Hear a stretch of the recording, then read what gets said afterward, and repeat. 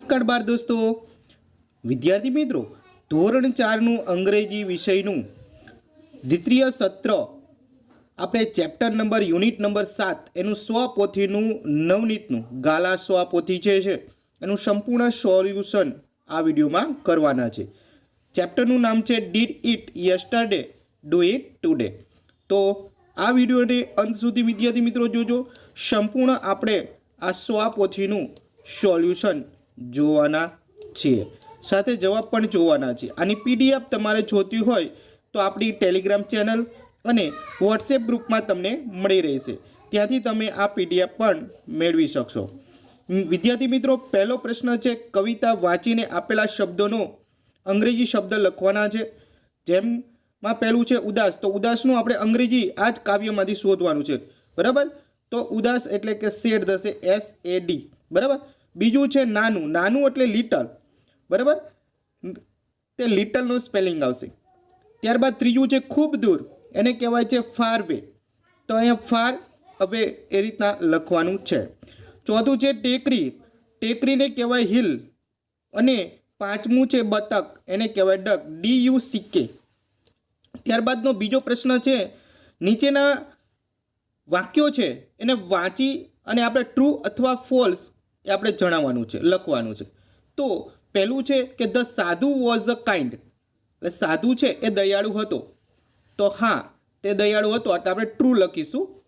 બીજું છે કે the scorpion was talking bath in the river, બરાબર, તો કે ના એ ખોટું આવશે, એટલે વાક્ય આપણે લખીશું અહીંયા ફોલ્સ લખીશું ખાલી જગ્યામાં. ત્યારબાદ છે ત્રીજું કે ધ સાધુ was wanted to save the scorpion, એટલે સાધુ છે એ વીંછીને બચાવવા માંગતા હતા, તો સાચી વાત છે એટલા માટે આપણે ટ્રુ કરીશું. ચોથું છે ધ સ્કોર્પિયન સ્ટંગ ધ સાધુ, એટલે સ્કોર્પિયન એટલે કે જે વીંછી છે એ સાધુને ડંખ મારે છે, બરાબર ને, તો હા એને સાધુને ડંખે છે માટે ટ્રુ કરીશું. પાંચમામાં છે સાધુ એઝ નેચર વોઝ અ સેવ, સાધુનો સ્વભાવ બચાવવાનો હતો, તો હા એટલા માટે ટ્રુ કરીશું. ત્યારબાદ છઠ્ઠું વાક્ય છે the sadhu did not save the scorpion, સાધુ છે એને સાધુએ વીંછીને ન બચાવ્યો, ના એવું નહોતું, એને બચાવ્યું હતું, એટલા માટે ફોલ્સ અહીંયા વાક્ય આવશે, એટલે કે ખોટું વાક્ય છે એટલે ફોલ્સ લખીશું. સાતમું છે ધ સાધુ વોઝ અ ડ્રોવિંગ, બસ સાધુ છે એ ડૂબી રહ્યા હતા, ના એ તો વીંછી ડૂબી રહ્યો હતો, એટલા માટે એ ફોલ્સ લખીશું.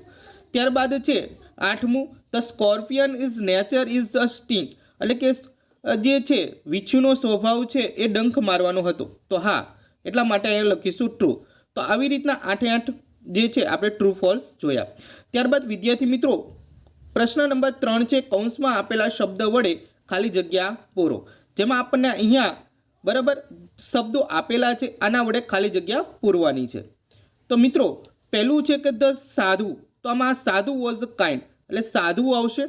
બીજું છે ખાલી જગ્યા સ્કોર્પિયન, અથવા આમાં સ્કોર્પિયન આવશે. Was a drawing in the river, બરાબર, એટલે કે વીંછી ડૂબી રહ્યો હતો.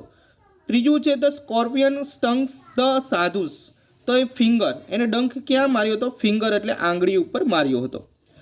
ચોથું છે the sadhu put the scorpion in to dry and safe place, તો ડ્રાય એન્ડ સેફ જવાબ આવશે. પાંચમું છે it was the sadhu nature to save, save એટલે બચાવવું, તો સેવ લખીશું પાંચમામાં. અને છઠ્ઠું છે it is the scorpion's nature the sting, બરાબર. તો વિદ્યાર્થી મિત્રો આવી રીતના છે તમે તમારા જવાબ છે એ ચેક કરી લેજો, સાચા છે કે ખોટા છે, બરાબર. ચાલો એના પછી છે પરિચ્છેદ જે 4 છે કે આપેલ પરિચ્છેદ વાંચવાનો છે. તો તેની અંદર છે મહેકની એક વાત છે સરસ મજાની, અને સવારથી સાંજ સુધી એ કઈ ક્રિયાઓ કરે છે અને એના મમ્મી અને પપ્પા સાથે કેવી રીતના તે રહે છે તેની વાત કરી છે. તો અહીંયા આપેલા પ્રશ્નોમાં ઉત્તર એક શબ્દમાં લખવાનો છે, એટલે કે પૂરા વાક્યમાં લખવાનો નથી, ખાલી એક શબ્દમાં જ જવાબ આપવાનો છે. હુ રોટ ધ, બરાબર, ડાયરી પેજ, તો મહેક જવાબ લખીશું. બીજું છે કે who made the healthy breakfast to Mahek માટે છે ખૂબ જ સ્વાસ્થ્યને સારી રીતે બરાબર ઉપયોગી એવો નાસ્તો કોણ તૈયાર કરતું, તો મધર, તો જવાબ લખીશું મધર. ત્રીજું છે કે did Mahek help her mother, શું મહેક છે એની મમ્મીને મદદ કરે છે? તો યસ, તો અહીં યસ આવશે. Where did Mahek go to 6 PM? સાંજે 6 વાગે મહેક ક્યાં જાય છે? તો કે માર્કેટ, એના મમ્મી સાથે જાય છે, એટલે માર્કેટ જવાબ લખીશું. પાંચમું છે did Mahek is father Cook dinner? એટલે કે સાંજનું રાત્રિનું ભોજન છે એ બનાવે છે ને મહેકના પપ્પા? તો કે યસ. બરાબર, તો આમાં પાંચમામાં આવશે યસ. ત્યારબાદ બી છે તે જ પ્રશ્નની, ચોથા પ્રશ્નની ખાલી જગ્યા છે, તો ખાલી જગ્યા પૂરો. તેની અંદર I woke up at 7 AM. આપણે 7 વાગ્યે ઉઠીએ છીએ. બરાબર. Mother made a healthy breakfast, a healthy લખીશું. ત્યારબાદ ત્રીજું છે the teacher told the interesting story, તો સ્ટોરી અહીંયા લખીશું.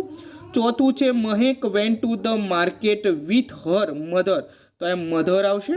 અને પાંચમું છે મહેક વોચેડ અ મૂવી, તો એ મૂવી આવશે. તો 7 AM હેલ્થી, બરાબર, સ્ટોરી અને મધર અને મૂવી. પાંચમાની અંદર જોઈએ કે આપેલા કોષ્ટકનો અભ્યાસ કરીને ઉદાહરણ પ્રમાણે વાક્યો બનાવીને લખો. તો સ્ટુડન્ટ્સ નેમ્સ, પ્લેસ અને ટાઈમ, તો અહીંયા જે નામ આપેલા છે જુદા જુદા વિદ્યાર્થીઓના, અહીંયા જુદી જુદી જગ્યાએ તે ગયા હોય તેના જે છે સ્થળો આપેલા છે અને અહીંયા ટાઈમ આપેલા છે, તો કયા કયા સમયે તે કયા ગયા હતા. તો આપણે એનાથી વાક્ય બનાવવાના છે. તો આવી રીતના આપણે વાક્ય બનાવેલા છે વિદ્યાર્થી મિત્રો, કે Rehana and Meera were at the uncle's house at 4 PM. ત્યારબાદ બીજું છે તો કે Fani was in the garden at 5 PM yesterday. ત્રીજું વાક્ય બનાવેલું છે કે Mahek was on the playground at 6 PM yesterday. ચોથું છે કે Gautam was at the shop at 7 PM yesterday. ત્યારબાદ પાંચમું વાક્ય છે Dhyani was at the cinema at 8 PM yesterday. તો આ રીતના 5 વાક્ય બનાવીને લખવાના છે. ત્યારબાદ મિત્રો જોઈએ તો છઠ્ઠો પ્રશ્ન છે ચિત્ર જોઈને પ્રશ્નના ઉત્તર લખો. મિત્રો વિડીયો પસંદ આવ્યો તો જરૂરથી અત્યારે જ લાઈક કરી દો, પછી બાદમાં તમે ભૂલી જશો. અને અમારા ટેલિગ્રામ અને વોટ્સએપ ગ્રુપ સાથે અવશ્ય જોડાઈ જાઓ. પહેલો છે કે અહીંયા ચિત્ર છે, એ ચિત્રને તમારે જોવાના છે, સમજવાના છે, ત્યારબાદ છે આ વાક્ય લખવાના છે. તો આ ચિત્ર છે એ તમને જોઈ શકો છો કે કોઈ મોલ હોય એનું લાગે છે, માટે આપણે લખીશું કે I was at the mall yesterday. ત્યારબાદ બીજું ચિત્ર છે જે અહીંયા સ્કૂલનું આપેલું છે, બરાબર, અને દિશા છે એ સ્કૂલે જઈ રહી હોય એવું છે, માટે લખીશું કે Disha was at a school yesterday. ત્રીજા વાક્યની અંદર અહીંયા ઝૂ એટલે કે પ્રાણી સંગ્રહાલય માટેનું ગેટનું એક ચિત્ર છે. તો જે મમતા છે તે પ્રાણી સંગ્રહાલયની મુલાકાત લીધી હોય એટલા માટે આપણે લખીશું Mamta was at the zoo yesterday. ત્યારબાદ ચોથું વાક્ય છે અહીંયા જોઈ શકો છો સરસ મજાનું જે ગાર્ડન દેખાય છે, માટે આપણે લખીશું કે Zara and Sophia were in the garden yesterday. ત્યારબાદ પાંચમું વાક્ય છે અહીંયા સિનેમા હોલ છે, બરાબર, એ લાગી રહ્યું છે અને સિનેમા હોલમાં બેઠા હોય તેવું લાગે છે, માટે આપણે લખીશું કે Irfan was at the cinema yesterday. ત્યારબાદ પેજ નંબર 20નું આપણે જોઈએ. તો વિદ્યાર્થી મિત્રો પ્રશ્ન 7 છે કૌંસમાં આપેલા શબ્દનો ઉપયોગ કરીને વિરોધી શબ્દો છે એ લખવાના છે. અહીંયા વિરોધી શબ્દ બધા આપેલા છે, તો આપણે અહીંયા આ રીતના લખવાના છે. તો વેટ એટલે ભીનું થાય, તો ભીનાનું વિરુદ્ધાર્થી મિત્રો ડ્રાય એટલે સૂકું થશે. બીજું છે લાઇટ એટલે હલકું, તો હેવી એટલે ભારે. ત્યારબાદ છે ત્રીજું થીન એટલે કે પાતળું, બરાબર, તો ફેટ એટલે જાડું થશે. ત્યારબાદ ચોથું તો ક્રૂઅલ એટલે કે નિર્દય, તો કાઇન્ડ એટલે દયાળુ, બરાબર. પાંચમું છે ટોલ એટલે ઊંચું, તો શોર્ટ એટલે છે ઠીંગણું. છઠ્ઠું છે કોલ્ડ એટલે ઠંડુ, તો હોટ એટલે ગરમ. સાતમું છે ક્લીન એટલે ચોખ્ખું, તો ડર્ટી એટલે ગંદુ. ત્યારબાદ છે સ્લો એટલે ધીમું અને ફાસ્ટ લખીશું એટલે કે ઝડપી થશે, તો એનું વિરોધાર્થી એ રીતના થશે. નવમું છે યંગનું થશે ઓલ્ડ, બરાબર, યંગ એટલે યુવાન અને ઓલ્ડ એટલે વૃદ્ધ. લોંગ એટલે લાંબુ, તો એનું વિરુદ્ધાર્થી થશે શોર્ટ એટલે ટૂંકું. બેડ એટલે ખરાબ થાય, ગુડ એટલે સારું થાય, તો ગુડનું વિરુદ્ધાર્થી બેડ થશે. પછી હાર્ડ એટલે સખ્ત થાય, તો સોફ્ટ એટલે નરમ થશે, બરાબર. ચાલો એના પછી સેડ એટલે દુઃખી, તો હેપી એટલે ખુશ. સ્મોલ એટલે નાનું થશે તો આપણે લખીશું બિગ એટલે મોટું. વીક એટલે થશે મિત્રો અહીંયા કે આપણે નબળાઈ કે નબળું, તો સ્ટ્રોંગ એટલે શક્તિશાળી અથવા સશક્ત થશે. ન્યૂ એટલે નવું અને ઓલ્ડ એટલે જૂનું. ત્યારબાદ વિદ્યાર્થી મિત્રો 8મો પ્રશ્ન અહીંયા છે કે રેખાંકિત શબ્દોના વિરોધી શબ્દો વડે ખાલી જગ્યા પૂરો. જે અહીંયા વેટ, વીક, કોલ્ડ, લોંગ અને ક્રૂઅલ આપેલા છે. તો આપણે લખીશું પહેલામાં ice cream is cold but tea is hot.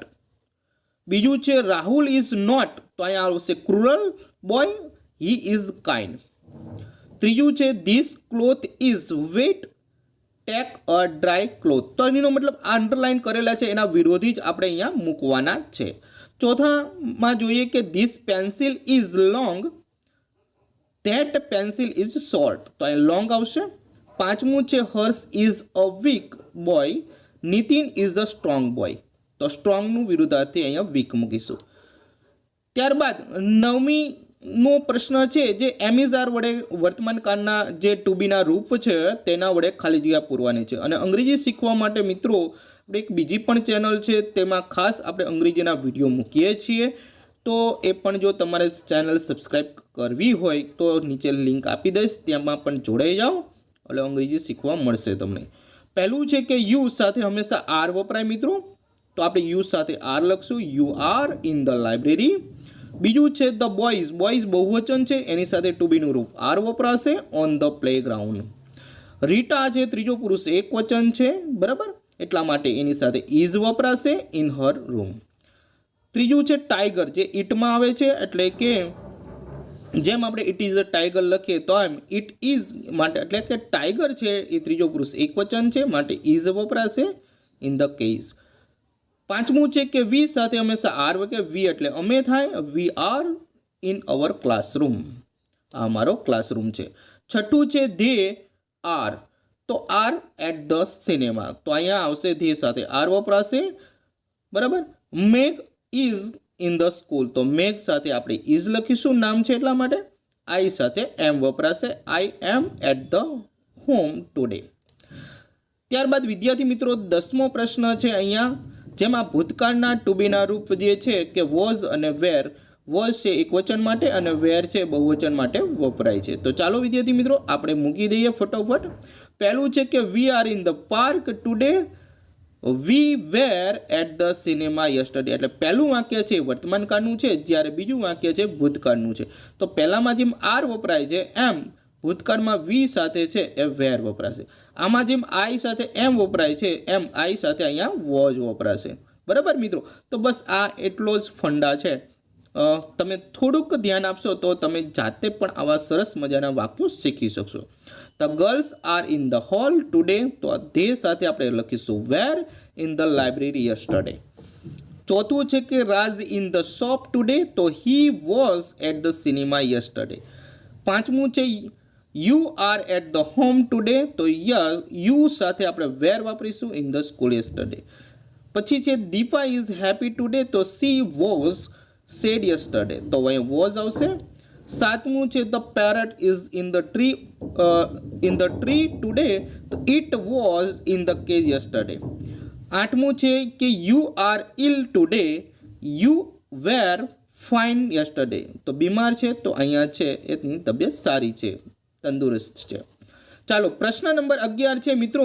તો અહીંયા કહ્યું છે કે ઉદાહરણ પ્રમાણે કૌંસમાં આપેલા શબ્દોનો ઉપયોગ કરીને પ્રશ્નોના ઉત્તર લખવાના છે.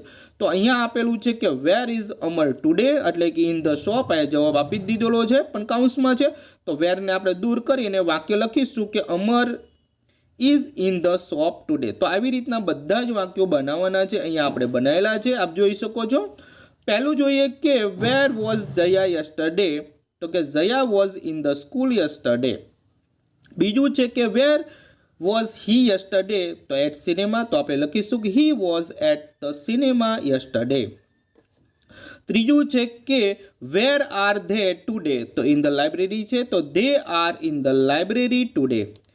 ચોથું છે કે વેર ધ બોયઝ યસ્ટરડે, તો અહીંયા જવાબ આપેલો છે ઓન ધ પ્લેગ્રાઉન્ડ, તો આપણે લખીશું the boys were on the playground yesterday. પાંચમું છે કે where is the lion today in the cage છે તો the lion is in the cage today. છઠ્ઠું છે where was the cow yesterday તો અંડર ધ ટ્રી આપેલું છે જવાબ તો the cow was under the tree yesterday. સાતમું વાક્ય છે કે where is Meena today in the park આપેલો છે જવાબ તો આપણે લખીશું Meena is in the park today. આઠમું છે કે where is the Geeta today at home આપેલું છે તો Geeta is at home today. તો વિદ્યાર્થી મિત્રો આ થયું સંપૂર્ણ આપણે 7મા પ્રકરણનું સોલ્યુશન. 8મા પ્રકરણનું સોલ્યુશન છે આ જ વિડીયોની ડિસ્ક્રિપ્શનમાં લિંક આપેલી છે, ત્યારબાદ પહેલા પ્રકરણની પણ આપી દઈશ. ત્યાંથી તમે છે વિડીયો જોઈ અને બાકીનું છે તમારું જ્ઞાનમાં વધારો કરી શકો છો વિદ્યાર્થીઓ. અને સમજૂતી સાથે આપણે વિડીયો મૂકીએ છીએ જે આપને ઉપયોગી થવાના છે, તો તમને શીખવા પણ મળશે. તો આશા રાખું છું આ વિડીયો આપને ઉપયોગી થયો હોય. તો વિડીયો ઉપયોગી થયો હોય તો ખાસ કરીને ચેનલને છે સબસ્ક્રાઈબ કરી દો અને તમારા મિત્રોને પણ ઝડપથી આ વિડીયો શેર કરી દો લિંક સાથે, જેથી તમે પણ બરાબર એના સહભાગી બની શકો અને તમે ખાસ કરીને અમારી ચેનલ સાથે જોડાઈ જજો જો તમને મજા આવી હોય તો.